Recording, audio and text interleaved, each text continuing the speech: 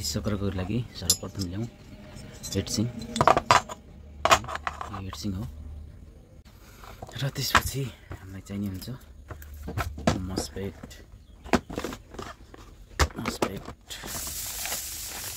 रहेको छ मस्पेट है।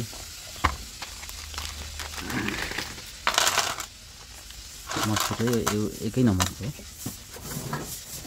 1 2 3 4 अहिले नामै चारवटा ल्याउँ।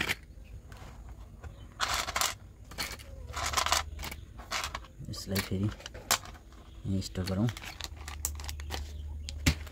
चारवटा ल्याउँ। त्यसपछि हामीलाई चाहिने हुन्छ यो एकदम ठुलो ट्रान्सफर्मर। यो 16 फुटको लागि तल गहिराइमा काम गर्छ अहिले है। त्यसपछि हामीलाई चाहिने हुन्छ चाहिने हिटसिङ पेस्ट है। मजाले यसरी पहिला सफा गरौँ किनकि एकदम राम्रोसँग चिप्कन पर्ने हुन्छ। यो मस्तले यस्तो राम्रो चिप्क्यो भने त्यति यसमा हिट फैलिन्छ। मस्पेट चाहिँ छिट्टै खराब हुँदैन क्या, त्यही भएर यसलाई मजाले घिच्नु होला। किनभने यो टक्क यसको सिल्भर निस्को यसरी चमक्यो भने ताकि यो मस्पेटबाट यो हिट यहाँ ट्रान्सफर हुन्छ।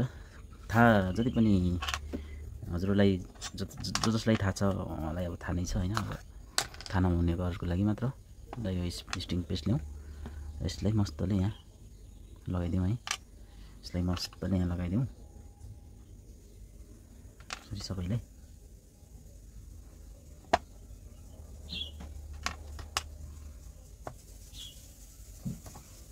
ओके यसलाई गरिदिउँ प्याक र यसलाई फेरि मजाले यहाँ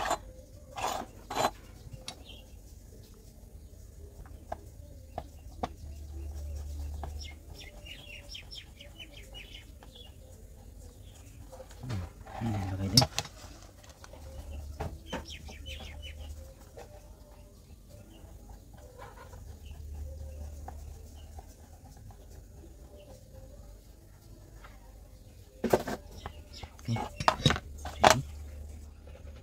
कहाँ चिप्क्यो यसलाई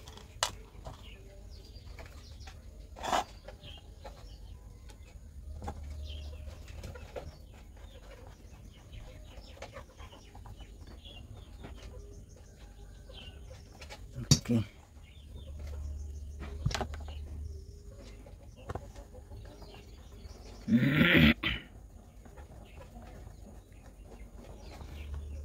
ओके यो भयो ल मजाले टाइट भयो यो चाहिँ। अब यसलाई कनेक्सन चाहिँ गेट ड्रेन सोर्स गेटलाई कमन, ड्रेनलाई र सोर्सलाई कमन। यो पनि सेम है त, यो पनि सेम हो ल है। यसरी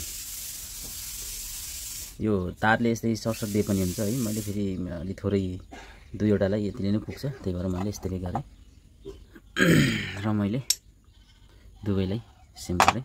अब यसलाई सोल्डिङ गरौँ र सोल्डिङ गर्नुभन्दा पहिला पेस्ट लगाउँ। सोल्डिङ पेस्ट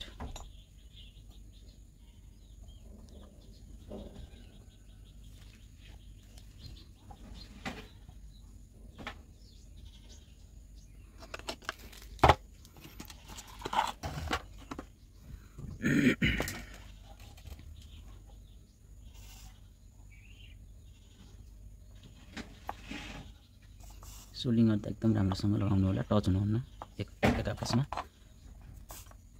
एकदेखि अर्कोमा टच हुनुहुन्न। र सोल्डिङ लुज भयो भने पनि लुज कनेक्सनले यो मस्पेटहरू छिटो उड्न सक्छ। त्यो सोल्डिङ गर्दा एकदम अच्छासँग ध्यानसँग लगाऊ।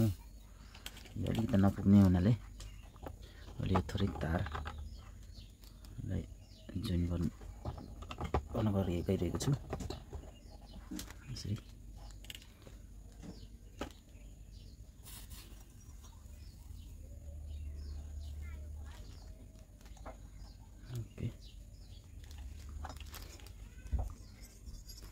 राम्रोसँग हेरेर यसरी लगाऊ। ओके,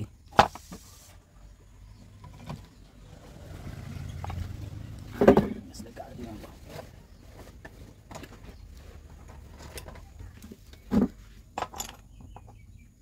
ओके, यो जोइन्ट पनि भइसक्यो है। यो लाई अब यसलाई चाहिने हुन्छ रेजिस्टेन्स है। रेजिस्टेन्स कहाँ कुन ठाउँमा जोड्ने, यो एकदम सिम्पल फिसकर हो, सिम्पल तर अति नै राम्रो। सुरुमा जाउँ, सुरुको स्टेपमा यसलाई हामीले ड्रेन र सोर्समा जोडौँ है। ओके,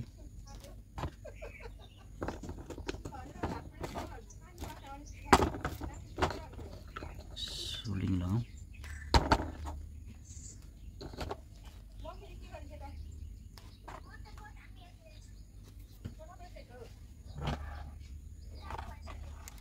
जोडौँ।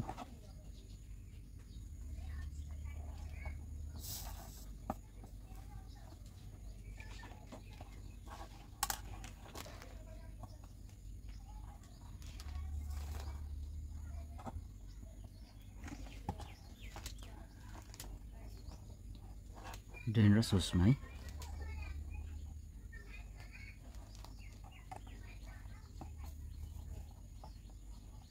ओके,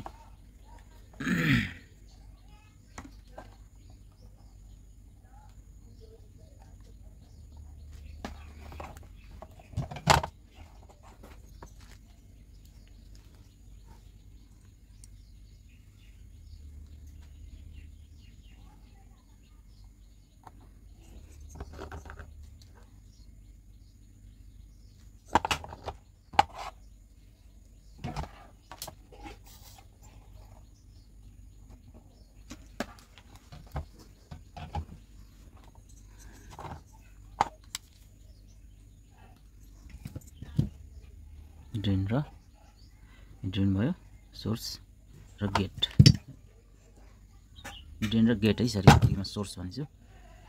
ड्रेन र सोर्समा, ड्रेन र केमा सोर्समा र अब सेम यसलाई पनि ड्रेन र सोर्समा।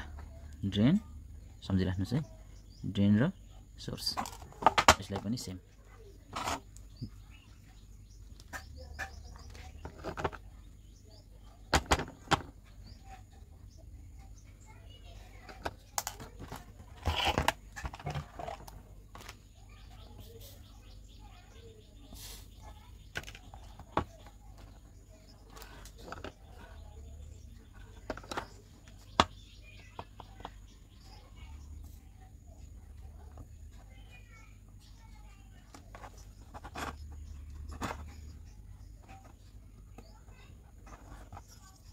यो पनि एक आपसमा टच अथवा सर्ट जस्तो नहोस्, किनभने सानो मिस्टेकले गर्दा ठुलो नोक्सान हुन्छ। त्यसैले काम गर्दा ध्यानसित गर्नु होला हजुरले पनि। ओके, जोडौँ। बाँकी भागलाई काट्दिउँ। ओके, रिचेक कतै टच त भएको छैन भनेर, यसमा छैन, यसमा पनि छैन है। र मैले लिएँ पेट्रोल, फेरि लिएँ ब्रस, यहाँ चुकेर यसलाई एकचोटि सफा हान्दिउँ है।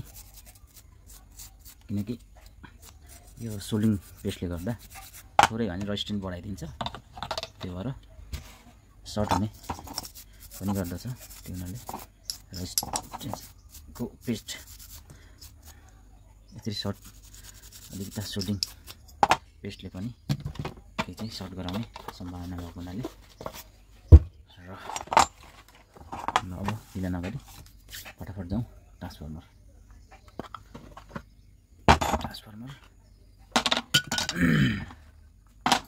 यसको बारे अनि सरल बताइदिन्छु। र यो भिडियो हेर्दै गर्नु होला, अरू भिडियो पनि, बुनेकै भिडियो पनि मैले विशेष गरी स्पेसली यसकै लागि लिएर आउनेछु। यो हो 10 कमन 10, यो हो 4 कमन 4, यो हो 380 देखि 400 सम्म, यो स्टार्ट र इन्ड र 10 0 10 10 कमन 10 लाई म यहाँ जोड्न लागेको छु। हामीले लिगौँ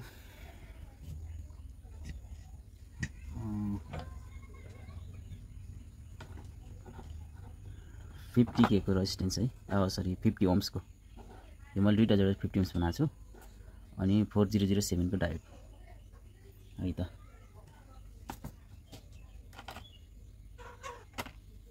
सुरुकोमा दिउँ यसलाई यसरी गेटमा दिउँ। यो पनि सेम हो 50 ओम्स को 4007 डायोड, यो पनि गेटमा। त्यसपछि 10 0 10 लाई सोर्समा, ड्रेनमा, यसलाई पनि दिउँ ड्रेनमा र 404 लाई दिउँ डायोडको एनोडमा, यो पनि 404 को अर्को भाग एनोड भागमा है। र बाँकी यो कमन तार निस्केको थियो त्यसलाई 333 ओम्स बनाउँदाखेरि मैले 1K को रेजिस्टेन्स 3टा लिएँ। 333 ओम्स बनाउनलाई यसलाई यसरी मजाले भेटाइदिउँ र यसलाई सोल्डिङ गरिदिउँ।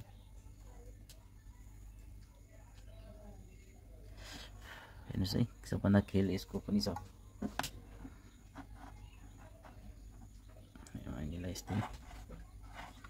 यसरी सर हान्दै यो 10 कमन 10 मा ब्याट्रीको पोजिटिभ प्लस भाग आउँछ। त्यसपछि यहाँदेखि 4 मा हेरी स्विच बस्छ है, स्विच। अहिले स्विचलाई एउटा तारले डाइरेक्ट गरिदिउँ।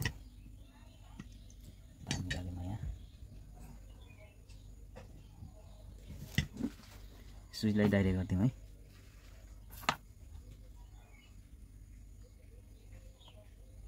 हजुरहरूलाई सम्झाउनको लागि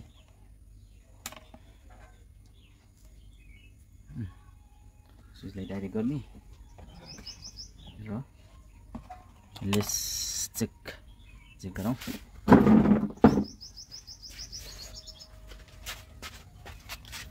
यसको लागि मैले लिएको छु पहिला युज हुने रातो ब्लक।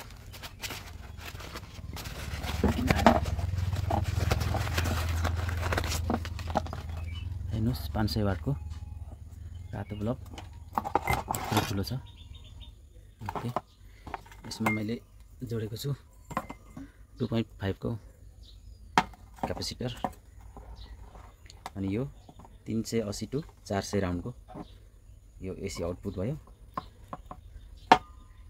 यहाँ जोडौँ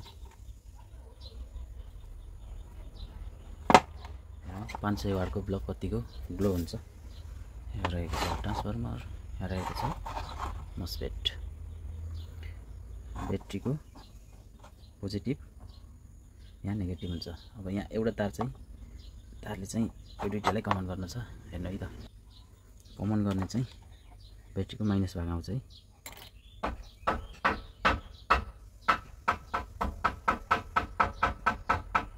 ओके, गेट, ड्रेन र सोर्स अन्तिम भाग यो सोर्समा यहाँ लगाएँ। यसको पनि सोर्समा यहाँ लगाएँ। ल चेक गरौँ। अब चेक गर्दा नेगेटिभ पोजिटिभ तार छुट्टामा है त। पोजिटिभ नेगेटिभ पोजिटिभ, ल माइनस प्लस भनौँ न बुझ्ने हिसाबले।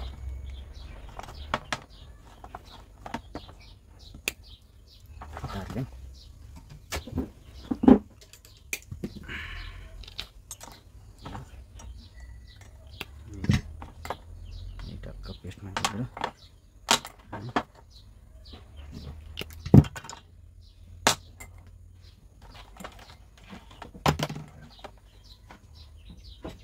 साथसाथमा एसी फ्रिज वासिङ मेसिन पनि यसरी नै सिक्न चाहनुहुन्छ भने अरू भिडियो पनि अपलोड गर्नेछु। बस कमेन्टमा ओके भन्नु होला। र मैले ब्याट्रीको माइनस भाग माइनस यो चाहिँ 10 यो चाहिँ प्लस जोडे। ल हामीले लिगौँ अब ब्याट्री। ओके र मसँग रहेको छ यो ल्यापटपको यो BMS लगाएर बनाएको मैले पर्सनल आफ्नै यस्तै फिसकरलाई काम हुन्छ यो रहेको छ। र एउटा यो कर्डलेक्स ड्रिल मेसिनको यो ब्याट्री लिएर है चार्ज कतिको छ खै मलाई खासै भयो जस्तो लागेन, तैपनि यसले चेक गरेर हेरौँ। लाइन दिने बेलामा सबै कुरा हेरौँ हैन, कति सर्ट भएको नभएको कुराहरू हेरौँ। त्यस्तो भएको देखिन हैन त्यस्तो खासै। र ल यो प्लस रातो यो माइनस। यसमा यो गर्दा यदि बाइ चान्स आएन भने के गर्ने थाहा छ?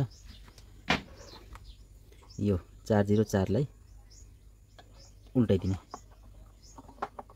यो पनि एकदमै नम्बर 1 आइडिया जानिराख्नुपर्छ। यहाँ यसरी उल्टाइदिउँ, सट्टीपट्टी गरिदिने। हेरौँ अब प्लस भाग माइनस। अरे त्यति चाल्न रहेछ ल, यति सानो ब्याट्रीले पनि। ओ ल हेर्नु यत्रो ब्याट्रीले त्यति चार्ज नरहेछ। अब यसले हेरौँ है त, यसले हेरौँ राखेर माइनस प्लस। अरे यार यो त हट नाइस खतरनाकै बन्यो। चाहियो भने यो 6500 को हो, 6500 को सबै तयार गर्दा। प्याकिङ चाहिँ यसमा यस्तो दामी प्याक हुन्छ।